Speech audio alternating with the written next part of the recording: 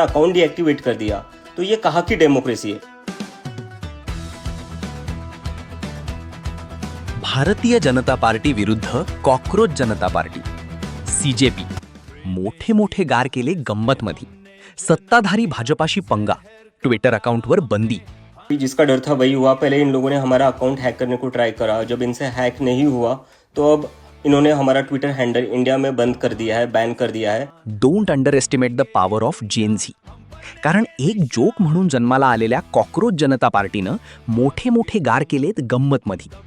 सत्ताधारी भाजपला जे साध्य करायला 11 वर्ष लागली ते एका मराठी मुलानं अवघ्या 4 दिवसांत करून दाखवलं.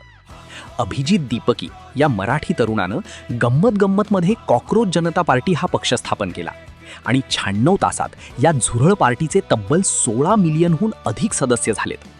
जिथे 11 वर्षात सत्ताधारी भाजपचे 8.7 मिलियन फॉलोअर्स आहेत, तिथं ही कॉकरोच जनता पार्टी इंस्टाग्रामवर नंबर 1 पॉलिटिकल पार्टी ठरली आहे. 13.3 फॉलोअर्स असलेल्या काँग्रेसलाही सीजेपीनं मागे टाकले. या निमित्तानं भारतीय जनता पार्टी विरुद्ध कॉकरोच जनता पार्टी असा संघर्ष सुरू झालाय. तो अब हमारा नेक्स्ट टारगेट है कि कुछ भी करके हमें बीजेपी के फॉलोअर्स कम करने हैं, क्योंकि ये वो लोग हैं जिन्होंने तुमसे तुम्हारा फ्यूचर छीन लिया है, तुमसे तुम्हारी जॉब्स छीन ली है. आज इनके कारण तुम्हारी लाइफ खराब है. आळशी आणि बेरोजगार तरुणांच्या या नव्या पार्टीचं ट्विटर आणि इन्स्टा अकाउंट हॅक करायचा प्रयत्न आधी झाला.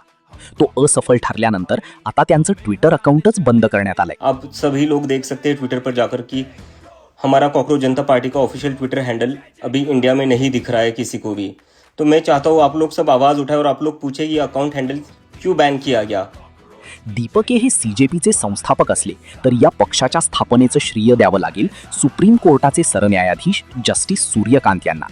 त्यांनी सुप्रीम कोर्टातील एका सुनावणीच्या वेळी देशातील तरुणांना झुरळाची उपमा काय दिली. सीजेपी या नव्या क्रांतिकारी युवा पक्षाच्या स्थापनेची ठिणगी पेटली.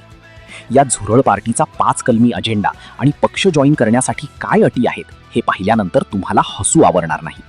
मात्र ही हसण्यावारी नेण्यासारखी गोष्ट नाही, कारण सीजेपीनं अनेक मोठे गार करायला सुरुवात केली आहे गंमतमध्ये.